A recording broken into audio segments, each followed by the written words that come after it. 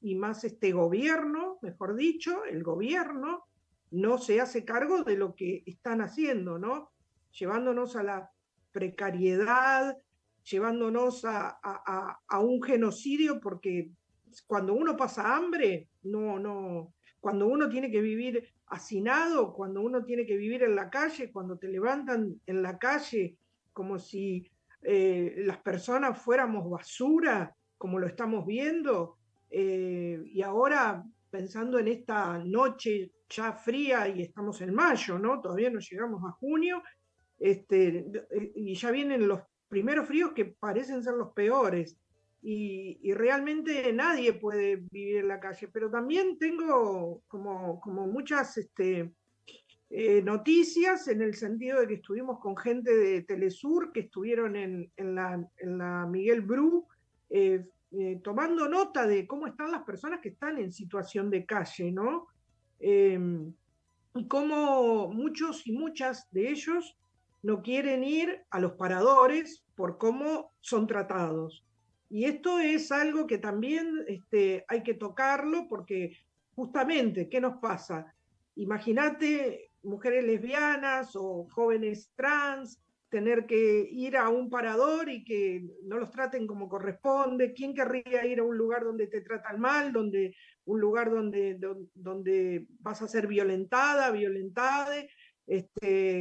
Y entonces, que 4 mujeres lesbianas estuvieran viviendo en una pieza es una manera de apañarse, pero que una persona con odio, una persona con bronca, una persona que evidentemente no está realmente con una empatía hacia las más empobrecidas y también, bueno, era un habitante de ese mismo lugar, ¿no?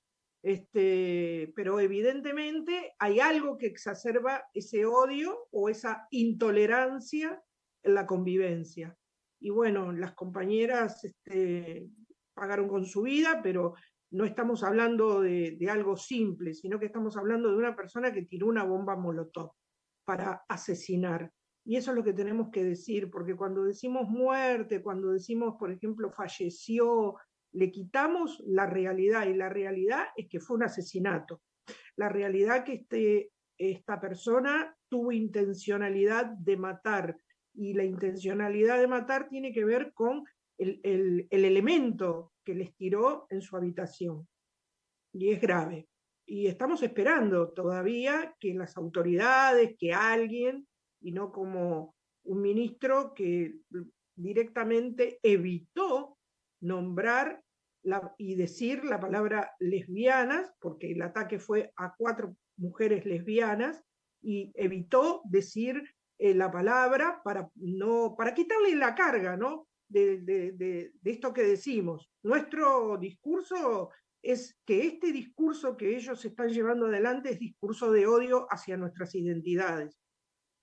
Y bueno, de hecho que no tenemos ni un Ministerio de Géneros ni de Diversidades, de hecho que tenemos un INADI prácticamente parado y acéfalo, está ahí sosteniéndose con unos hilitos, no hay Ministerio de Derechos Humanos. Entonces, ¿dónde vamos a ir a denunciar los atropellos? ¿A la policía que nos cuida, que nos persigue, que sistemáticamente estuvimos en Congreso y si te bajabas de la vereda venían y nos empujaban hacia adentro para que no estuviéramos en la vereda, que cuidamos eso también, ¿no? Que ninguna estuviera en la calle y que de alguna manera estuviéramos ahí expresándonos sobre la vereda como ellos quieren, en completo orden. Bueno, son temas muy difíciles, pero creo que lo que sí tenemos en claro, que no vamos a parar y que la realidad la tenemos que mostrar y la están mostrando en todo el país. Y si vemos todas las convocatorias que hay en los diferentes territorios, sabemos que estamos movilizadas, sabemos que estamos en las calles, sabemos que también esperamos el acompañamiento de toda la sociedad. Y en esto, Irma, tenemos marcadas experiencias de ver qué tipo de sociedad es la que nos va a acompañar y qué tipo de sociedad es la que no nos acompaña. De hecho, lo vivimos en la ESMA, en el momento en que llegaron las compañeras a pedir por la libertad en aquel año pasado, y cuántos éramos y cuántas éramos, ¿no? Ahí pidiendo ese documento que se firmó, que no se firmó y que no sabemos realmente Sí, qué quedó. son todos los mismos discursos, ¿no? De diferentes modos o disfrazados o que se van, pero bueno, volvemos siempre a lo mismo. Tanto esos acuerdos, entre comillas, que se hicieron, que ahora se vuelven todo atrás. Tenemos a la LOSC en Kentreu, que está a un pie de ser desalojada, a las hermanas que vuelven a ser también, ¿no? A presentarse frente a la justicia, es decir, esta es una constante, ¿no? También, como vos decías, la gente en situación de calle, la falta de comida, ese genocidio que aparece constantemente de diferentes modos, pero que vuelve a aparecer, que nos vuelve a criminalizar, que nos vuelve a dejar en esta situación, ¿no? Y encima toda esta falta de justicia con respecto a estas compañeras, a Pamela, Roxana, Andrea, Sofía, que recrudece todo ese odio y toda esa falta y ausencia del Estado y de gran parte de la sociedad, que como bien decís, sabemos perfectamente que no nos acompaña, ¿no? Y Sí, se acerca estamos en otro, esto. Me imagino otro, este próximo 3 de junio, viste que siempre eso, estamos, sí, estamos haciendo y estamos en el 8 de marzo, en el 3 de junio, o sea, salimos a las calles, vamos a salir a las calles, eso va a suceder, pero también hay una ausencia y vemos que realmente algunas cuerpas siempre valen más que otras y algunas situaciones valen más que otras. Entonces, eso también tenemos que ponerlo sobre la mesa, ser conscientes de quiénes estamos, quiénes no van a estar, y quiénes se van a pronunciar y quiénes no van a decir ni nada. Entonces, en ese sentido, creo que se está formando dentro de lo que es el colectivo Autoconvocades Lesbianes, realmente una buena cuerpa política, como creo que lo voy a repetir porque lo dijo tan bien la compañera Marta Dillon, nosotras somos lesbianas, cuerpas, lesbianas, lesbianes, cuerpas políticas en las calles. Y siempre entendemos que somos eso, ¿no? Pero para que no nos bajen el tono de la situación. Acá hubo una situación que es un genocidio. Esta persona usó una bomba para matar a 4 personas, asesinar, y asesinó a 3, de hecho. Y una está bien, pero también está con problemas. Imagínate los problemas de salud mental, vos ya entendés bastante, vos sabés bien esto, que no es sin fácil. duda. Perdió a su compañera, perdió a sus amigas, perdió toda su historicidad y adentro sus cosas. Es muy fuerte De todo. una manera muy terrible también, ¿eh? Muy cruel el modo bueno, la muerte en sí, pero ¿no? El modo, el sufrimiento, es decir, es terrible todo, es espantoso todo. Por eso es necesario cada vez vociferarlo más, visibilizarlo más y ojalá que cada vez más, más personas puedan sumarse para poder pedir justicia y para poder seguir mostrando estas realidades, ¿no? Y sí, como vamos a estar en las calles, pueden acompañar en las calles, eso seguro. Y la verdad que el acompañamiento es súper importante. Y sobre todo en este contexto donde están votando algo que ni siquiera, ya viste, se entiende. Si el DNU, si los senadores, o sea, hay como, o sea, de hecho, lo repito siempre, que un ministerio se llame capital humano, ya sabemos quiénes son las cuerpas que están en venta. O sea, un ministerio de capital humano es el capitalismo que empezó con la esclavización. Y ese Claro. capitalismo de esclavización nos tocó a todos, a indígenas, a negras, a racializadas, y vienen por nuestras cuerpas, o sea, no importa cuántas muertes caigan, porque siempre van a tener ese capital humano para poder seguir alimentando sus bolsillos. Sí, seguir alimentando lo que ellos suponen como vida, ¿no? Que no tiene nada que ver con la propuesta que hacemos como pueblos indígenas o como afros, eh, muy, muy alejado de todo lo que se pueda suponer como vida, ¿no? Lamentablemente. Sí. Bueno, tendríamos que muchísimo para seguir diciendo y lo vamos a seguir diciendo, pero también queríamos compartir una entrevista que se le hizo a nuestra Lamien Liliana Ancalao, que también, ¿no? Fueron voces que llegaron a la Feria del Libro, es decir, 2 días que tenemos que estar agradecidas, que hubo dos posibilidades de poder escuchar lenguas originarias, ¿no? Esto Bueno. también es terrible, porque en un predio así, en un lugar así, evidentemente tendría que haber mucho más que 2 días, muchas más posibilidades de poder... 2 días y 2 voces. 2 días, fueron más de 2 voces, pero no importa, es muy poco tiempo para todas las voces y para todo lo que hay que reproducir, para todo lo que nos podemos enriquecer, ¿no? Con las diferentes lenguas que tenemos a lo largo de todo este país llamado Argentina. Y entonces queríamos compartir la voz de nuestra Lamien, Liliana Ancalao, y volvemos después de escucharla. Dale.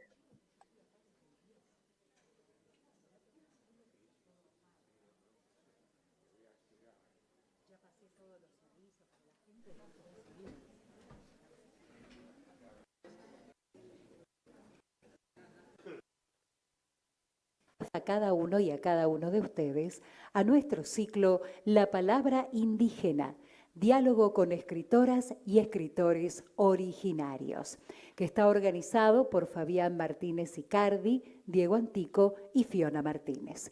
Para darles la bienvenida, la palabra del director general de Fundación El Libro, Ezequiel Martínez.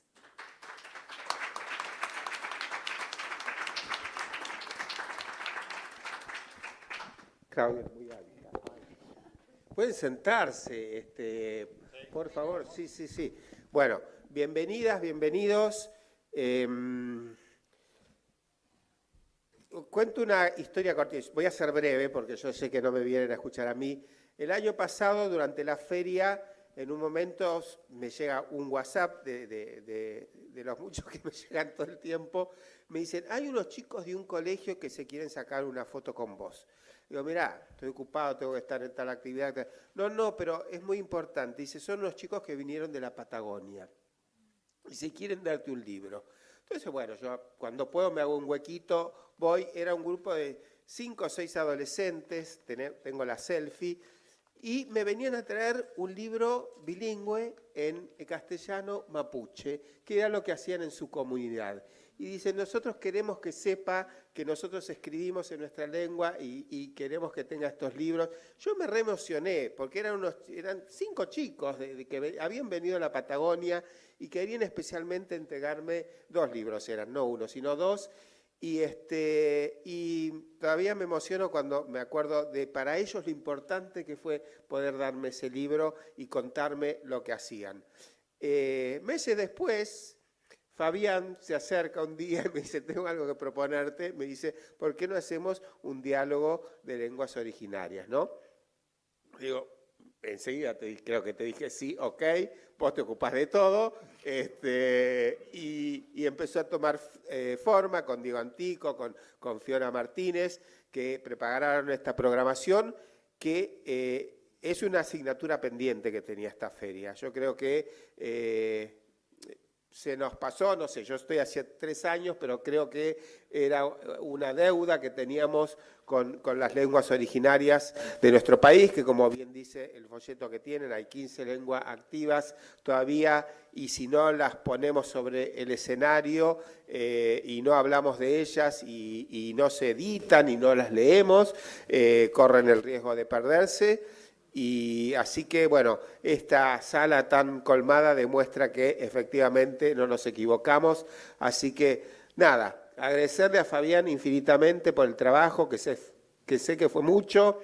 fue arduo, es un encuentro internacional porque tenemos gente de otros países también. A Liliana Ancalao, por supuesto, este diálogo es un honor tenerte acá. Perdón que te tuteé, pero la verdad es una manera maravillosa de comenzar este diálogo y después con tantos amigos que sé que van a estar en las mesas sucesivas. Paso la aclaración de mañana como el día de paro. El paro pueden hacerlo, hay la libertad de hacerlo. Nosotros vamos a abrir porque hay mucha programación, hay muchos editores que quieren estar, vamos a estar abiertos al público. Lo único que vamos a cerrar a las 20 horas, pues sabemos que va a ser muy complicado el tema del transporte. Las dos mesas de mañana se adelantan en el horario, o sea que en vez de empezar a las 19, la primera va a empezar 17:30 y la otra, la segunda, va a empezar a las 19 en vez de las 20:30. Pero siguen intactas, iguales, y perdón por este contratiempo que nos cayó a todos, pero la idea es sostener la programación. Así que bienvenidos, bienvenidas, y gracias Fabián, gracias Liliana.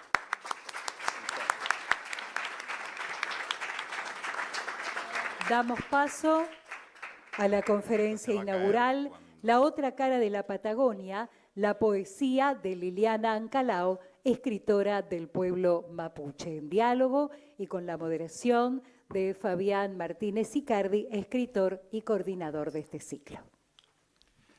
Bueno, Andrea, muchísimas gracias a todos por estar acá. Es hermoso estar tan acompañado. Es un evento que me parece que es fundamental que haya comenzado. Ojalá, y hemos hablado justamente con Ezequiel de que no sea un evento único, que esto sea el inicio de un largo camino de las lenguas y la literatura originaria dentro de los foros más importantes de la literatura argentina, en un país que es multicultural y es plurilingüe, ¿no?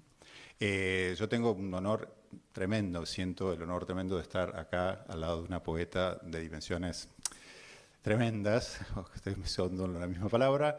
Estoy muy emocionado, perdón si me trabo un poquito, pero la verdad que ha sido muchos meses de trabajo para llegar hasta acá. Y bueno, y acá estamos con Liliana. La voy a presentar a ella y después vamos a empezar a escucharla un poco a ella también. Liliana Ancalao vive en Comodoro Rivadavia, Chubut. Pertenece a la comunidad mapuche de Huelche Ñanculauen.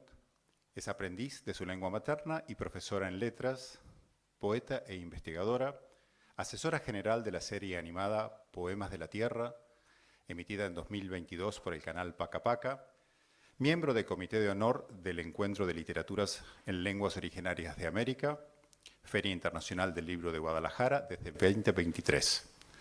Premio a la Trayectoria 2022 en la categoría Patrimonio por el Fondo Nacional de las Artes. Publicó Tejido con lana cruda, Mujeres a la intemperie, Resuello Nehuen, Roquín, Provisiones para el viaje, y acá me voy a trabar un poquito, Gután Caraín, Chachay, Papay, Conversaremos, Anciana y Ancianos Queridos. También Women Autores de Pueblos Originarios de Abya Yala y como conferencista a universidades de Argentina, Alemania y Estados Unidos. Bueno, pequeño currículum.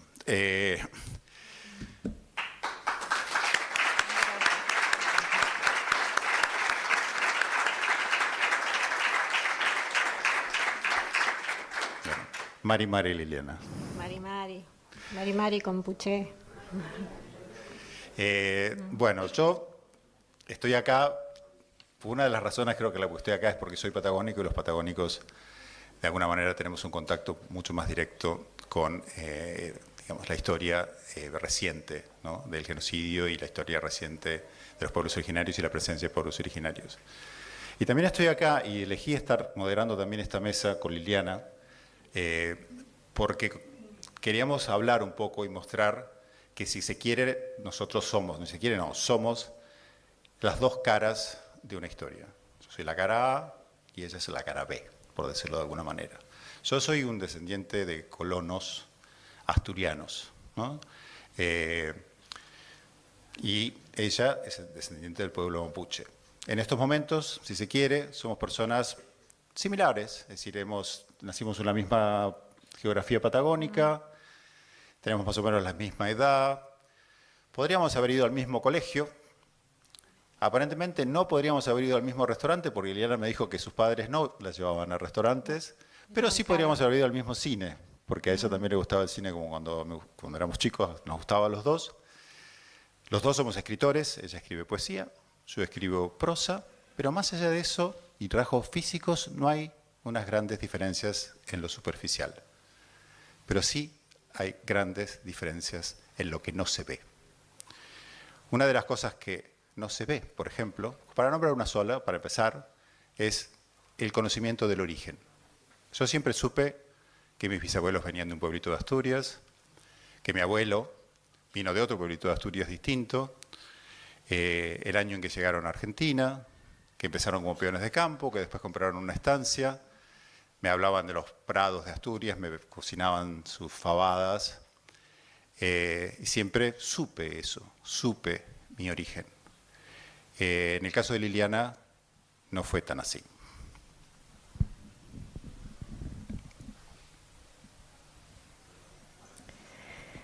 Yo nací sin saber quién era. Nací y crecí sin saber quién era. Nací en un barrio petrolero cerca de Comodoro Rivadavia, en Chubut.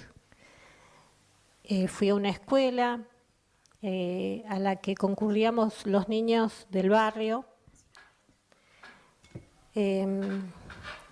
Diadema es un barrio que estaba en ese momento partido por la vía, por la que pasaba el autovía y el tren. Y esa vía dividía dos barrios, el barrio de los jefes y administradores de la empresa petrolera y el barrio de los obreros. En la escuela las maestras hacían diferencias entre los chicos que eran hijos de los administradores y los que éramos hijos de obreros. Yo noté la diferencia, por ejemplo, en que a mí me llamaban por el apellido, ¿no? Ancalao, pase al frente, y a los otros niños por el nombre. Alejandra, podés leer. Y yo notaba esa diferencia, pensaba que era social, nada más. Y después, con el tiempo, me di cuenta de que la diferencia, además, era otra. En las vacaciones escolares, que son en la ciudad de diciembre a febrero más o menos, pocas veces mis papás pudieron costear un viaje que era de 800 kilómetros al campo. Íbamos a la casa de mi abuela en Cusamen, y allí yo escuché las primeras palabras en lengua. Íbamos al campo, ese era el modo de indicar la geografía, al campo. Escuché hablar palabras en lengua y mi abuela recibía en su casa visitas a veces muy especiales y decía, ese es un paisano mío. Cuando ya grande supe que yo era mapuche. Con esa palabra empezó a cohesionarse todo lo que hasta el momento había estado suelto. Y entonces supe que en realidad no íbamos al campo, sino que íbamos a una reserva mapuche, íbamos a la colonia Cusamen, que así se llamaba. Supe que era una parte del Gualmapu, del territorio ancestral. Supe que el Gualmapu era Puelmapu y Gulumapu, una parte de lo que hoy es Argentina y otra parte de lo que hoy es Chile. Supe que eso que mi abuela decía que era hablar en lengua, era hablar en mapuzungún. Supe que el mapuzungún era mi lengua materna paterna. Y supe que esos paisanos que ella nombraba eran en realidad mapuche. Entonces, todas esas palabras con las que se manejaba mi familia y hablaba del campo y de hablar en lengua y de paisanos, en realidad eran palabras impuestas para disimular ese origen que era desconocido para mí. operaciones de la memoria y del avergonzamiento que tuvieron uno de los lugares de adoctrinamiento más importante en la escuela, que seguramente a nosotros, a los que estamos acá presentes, en la escuela nos enseñaron lo mismo.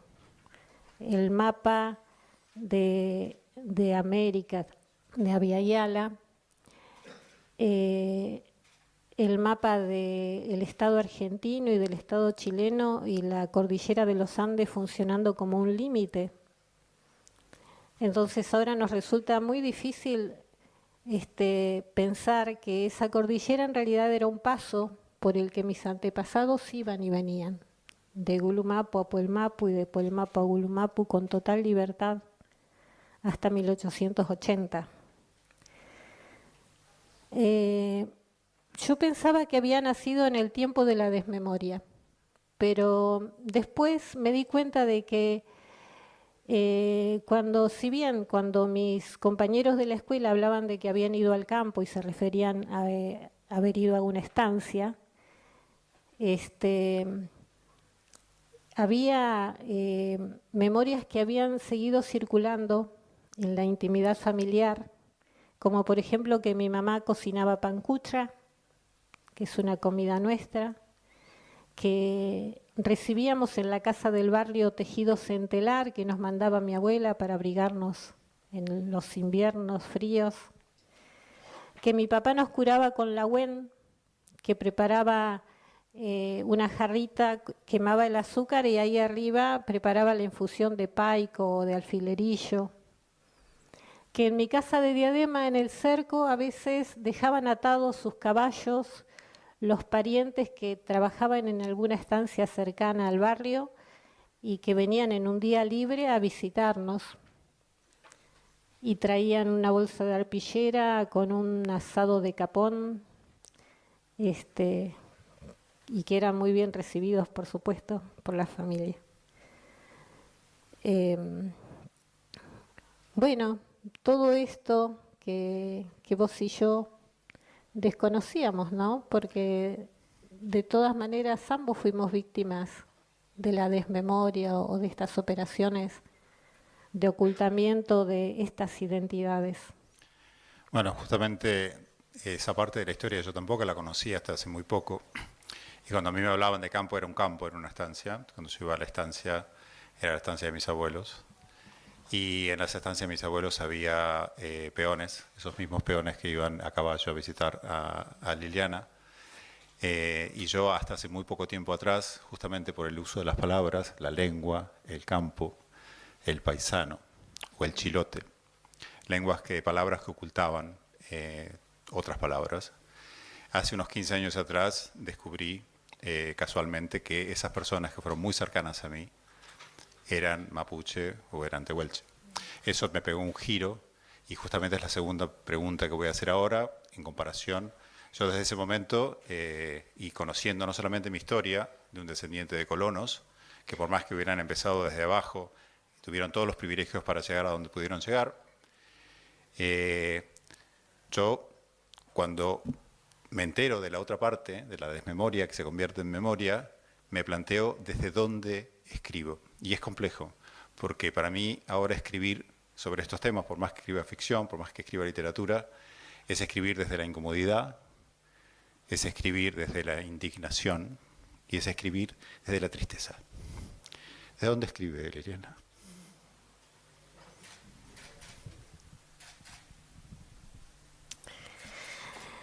Petú Wirin Tukulú Inche Ta Yaskulen. Yo escribo con indignación también, con impotencia, con tristeza cuando recuerdo las atrocidades cometidas, que creo que la mayoría conocemos, no sé, a veces me equivoco en ese sentido. Bueno, el genocidio fundante de esta parte del territorio, los campos de concentración en los que estuvieron mis parientes, el despojo del territorio,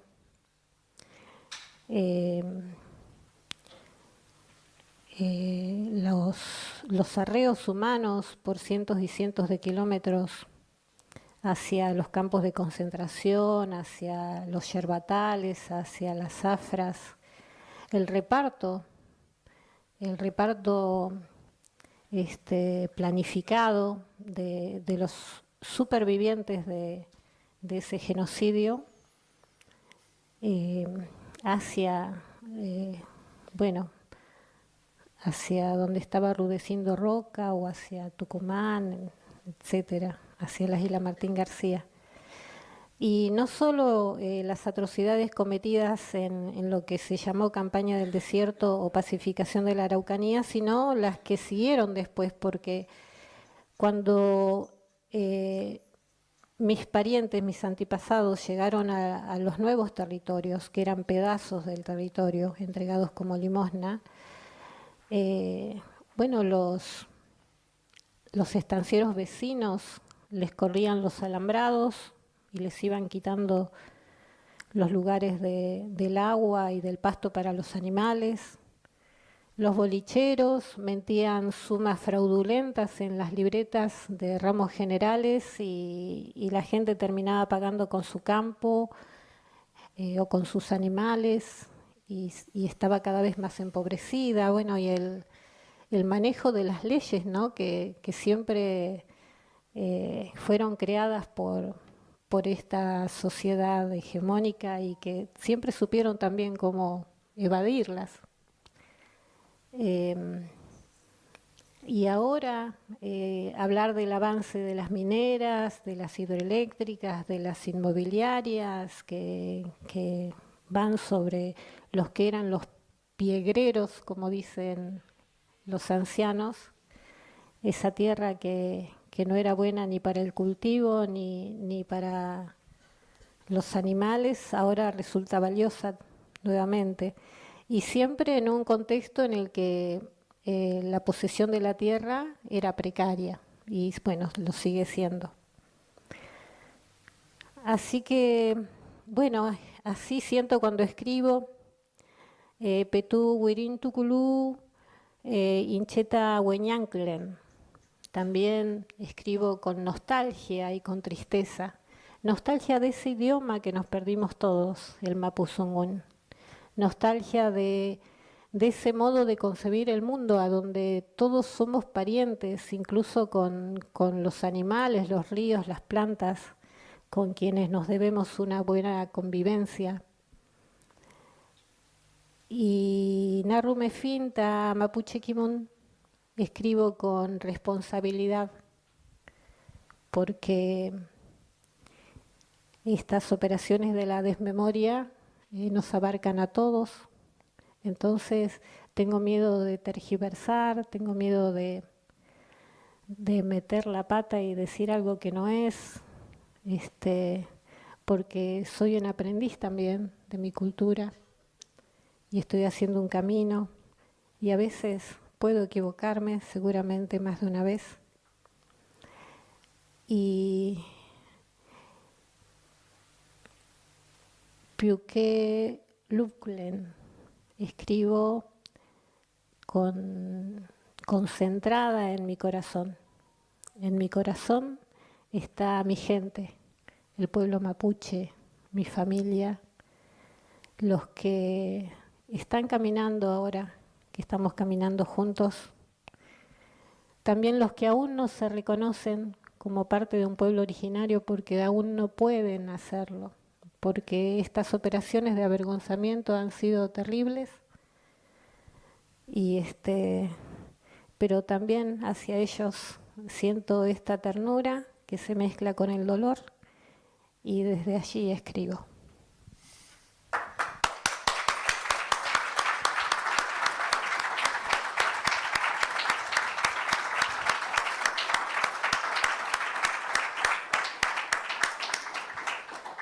Bueno, en fin, como estamos hablando de escritura, Ahora vamos a pasar a la parte más, bueno, no a la parte más jugosa, pero una de las partes más importantes de esto. Vamos a escuchar la poesía de Liliana Ancalao. Liliana ha preparado bastantes cosas, pero vamos a tratar de dejar un pequeño... Bueno. Lo vamos a ir haciendo calmadamente y si podemos vamos a dejar un espacio, pues estoy seguro que va a haber más de una pregunta, vamos a tener que limitarlas probablemente, así que vamos a empezar. Relájense y empecemos a escuchar ahora la maravillosa poesía de Liliana Ancalao. Mañumayú, Fabián. Bueno, quiero empezar con este poema que se llama La tarde del sábado para lavar la ropa. Suelo hacer así como una especie de introducción, como para contextualizar el poema. Como soy docente, tengo esa preocupación siempre de que se entienda. Tiene que ver con las huelgas rurales del 20 de Santa Cruz. Y hay una palabra que van a escuchar repetida que es wenchu. Wenchu es el ser humano masculino, sería el hombre. Entre los peones que cayeron fusilados en las huelgas rurales de 1920, seguramente había hombres de los pueblos originarios que 40 años antes habían recorrido libres los territorios del sur. Sábado panantú nilyangun ni kchatuan, ti pupeon, feula piñefuingun femnechi cuñifal que wenchu. La tarde del sábado para lavar la ropa pedían los peones, que ahora les llamaban así a los empobrecidos huiliches, picunches, aoniken, shelnan, yagán, cahuéscar y también los camolfunche. 40 años después, un rato de ser wenchu pedían, aunque los alambrados. No les dijeron no a su pedido, siempre fueron afables, tampoco sí.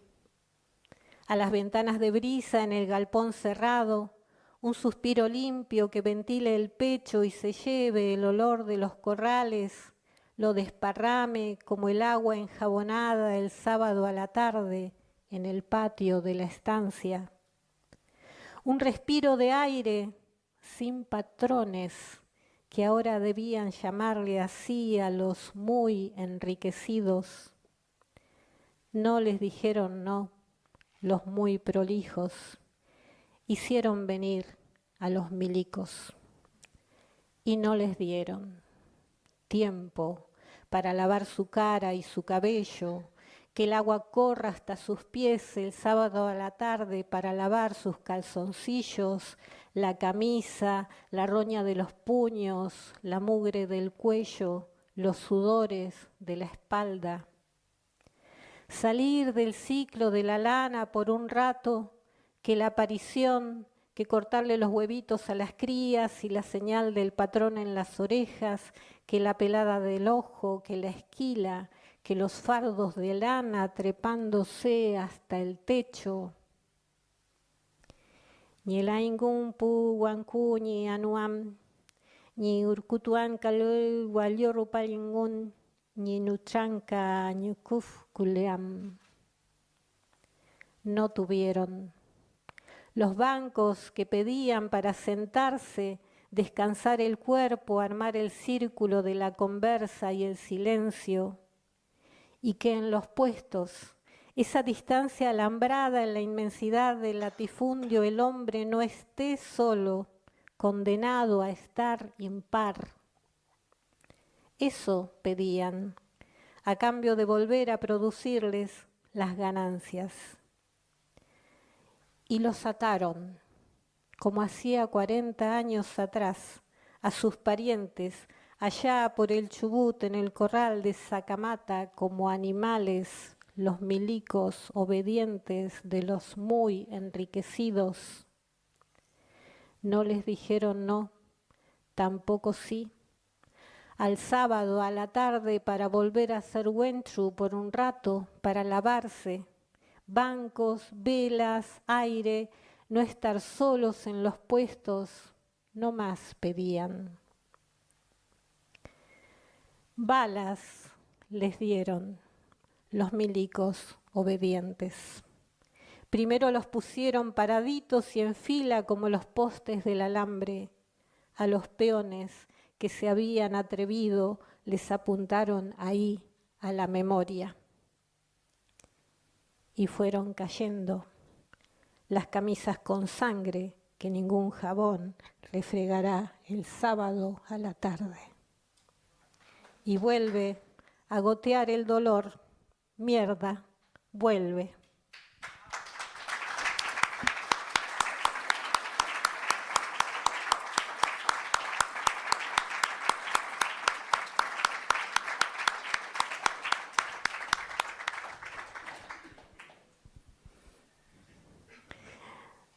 Una foto en la Ruta 40.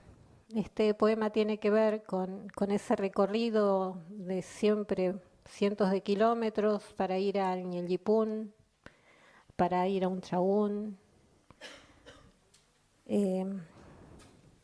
Recorrido que he hecho muchas veces con mi familia, muchas veces con mi comunidad en auto.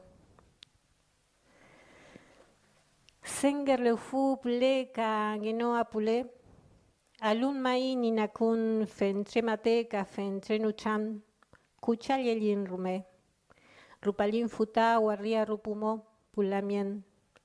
Kiñe rupa mufuinko pawe nipu chufkempule. Ka rupa plankruf kanei tuein mu. Tufachi rupa wiñointi chihuay nlakunuin. Desde el río Senger al Genoa no se llega más, por más mate y conversación que vayamos lavando.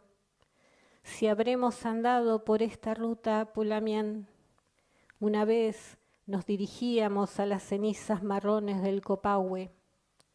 Otra nos desconoció el viento blanco. Esta vez volvimos abriendo la neblina.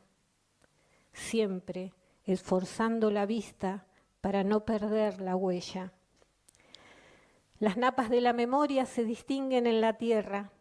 Acá los dinosaurios ennegrecidos en su propio aceite. Acá las cenizas de los fuegos que encendió el de las patas de Choique, el que tuvo que matar a su padre, el que se fue enseñándonos la soledad de esperarlo aún. Acá el resoplido de los caballos de Orqueque y Casimiro en uno de sus viajes al Manzana Mapu. Y acá los sin memoria, los que no levantaban más los brazos a Calfueno Fuchá, Calfueno Cuyé. Acá los hombres curtidos como para hacer lazos con sus tientos y sujetar otra vez al chupey toro, al tremendo, al hermoso, bramando como los conas que se quedaron en los truenos que escuchaba nuestra gente encerrada y nuestro lonco inacayal en los sótanos de ese museo del horror del holocausto. Ay, cómo se va la memoria, la querencia, asciende como el rocío que enfría los tobillos. Sube hasta las orillas de estos ríos y nos detiene un rato en esta ruta.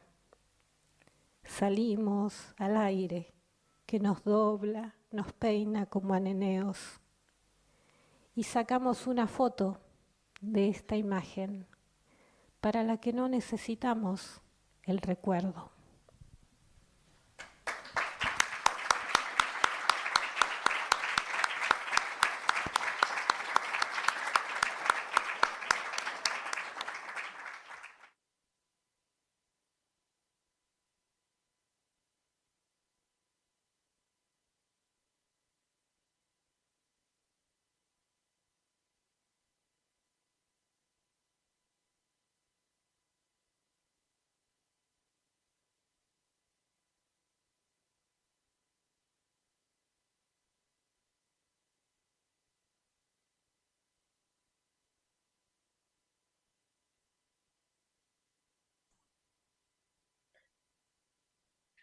Seguimos en Voces de los Territorios, un programa del Movimiento de Mujeres y Diversidades Indígenas por el Buen Vivir. Me pareció que compartir la voz de esta Lamien también nos fortalece, nos permite seguir recuperándonos y fortaleciéndonos. Así que bueno, no sé, Sandra, ¿estás ahí? Te veo. Sí, estoy acá, estaba escuchando, obviamente, hermosa esas poesías, esos recuerdos, esa interpretación, esa paz que tiene Sí, ¿no? Nosotros que venimos como siempre en la corrida, la verdad que una, una, una paz así en el hablar que contagia, que te da ganas de seguir escuchando realmente. No la conocía y bueno, qué bueno, tal vez muchos no la conocían y está bueno que se conozca. Y eso, ¿no? Cómo se van buscando la identidad, ¿no? Eso que siempre estamos hablando. sin duda. La verdad que para mí fue hermoso poder escucharla, yo no la conocía personalmente y disfruté y sigo disfrutando y cada vez que leo sus textos también. Así que bueno, está muy lindo poder compartirlo y me quedé acá con una frase de ella también, de una poesía que dice, las mujeres aprendemos tarde que hay un tiempo en la vida en que hasta su intención vamos dejando una huella de incendio por el barrio. Sin intención vamos dejando una huella de incendio por el barrio. Y desde acá vamos dejando una huella, ¿eh? Compartiendo, escuchándonos, escuchando también del otro lado y todo lo que quieran transmitirnos, estamos acá dispuestas para escuchar y para seguir visibilizando y creciendo y entramándonos cada parte. Bueno, muchas gracias Sandra, gracias al Chino que nos acompañó también desde ahí y nos encontramos el martes. Peucayán.